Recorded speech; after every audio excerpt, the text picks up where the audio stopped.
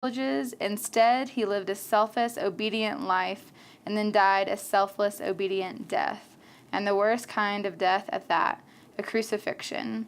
Because of that obedience, God lifted him high and honored him far above, beyond anyone or anything ever, so that all created beings in heaven and on earth, even those who long ago dead and buried, will bow and worship before this Jesus Christ and call out in praise that he is the master of all.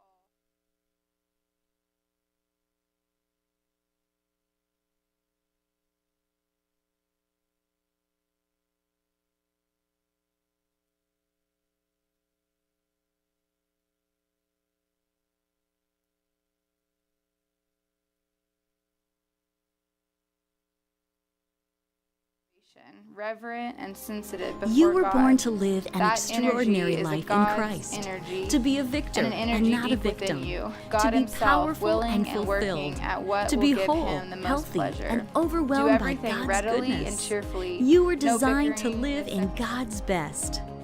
You know, I'm really excited about this brand new book that we have just released entitled Living in God's Best. It's actually a hard copy of this, and this is a subject that most Christians have not really released or manifested God's best in their life. They're settling for less. They just don't understand that God's never made a failure. He made every one of us to be powerful. He has plans for us. And one of the reasons we don't live in God's best is because we aren't shooting for it. We're shooting at nothing and hitting it every time. So part of this book is about encouraging you to believe for more, but then it also gives you some practical steps about how to start walking in the blessing of God. There are spiritual and natural laws that you have to cooperate with to see the blessing of God manifest in your life, and this book will help you. Andrew's latest book, Living in God's Best, can unlock your door to freedom, health, and prosperity. You don't He's been a devoted son to me, as together we've delivered the message.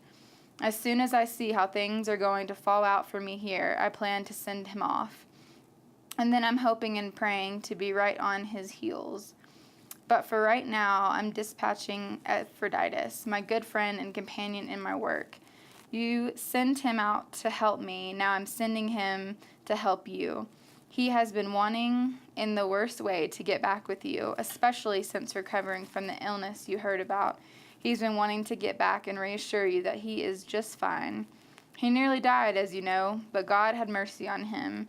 And not only on him, he had mercy on me too.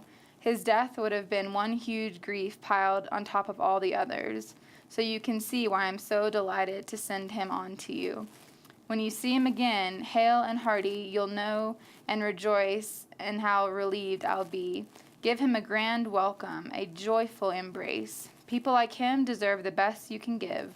Remember the ministry to me that you started but weren't able to complete? Well, in the process of finishing up that work, he has put his life on the line and nearly died doing it. And that's about it, friends. Be glad in God. I don't mind repeating what I've written in earlier letters, and I hope you don't mind hearing it again. Better safe than sorry, so here it goes. Steer clear of the barking dogs, those religious busybodies, all bark and no bite. All they're interested in is in appearances.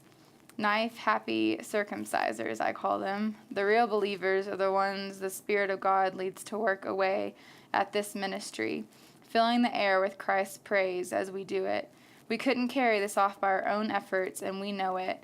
Even though we can list what many may think are impressive credentials, you know my pedigree: a legitimate birth, circumcised on the 8th day, an Israelite from the elite tribe of Benjamin, a strict and devout adherent to God's law, a fiery defender of the purity of my religion.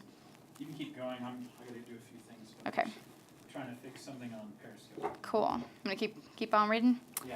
All right. Even to the point of persecuting the church, a meticulous observer of everything set down in God's law book. The very credentials these people are waving around as something special, I'm tearing up and throwing out with the trash, along with everything else. You're welcome.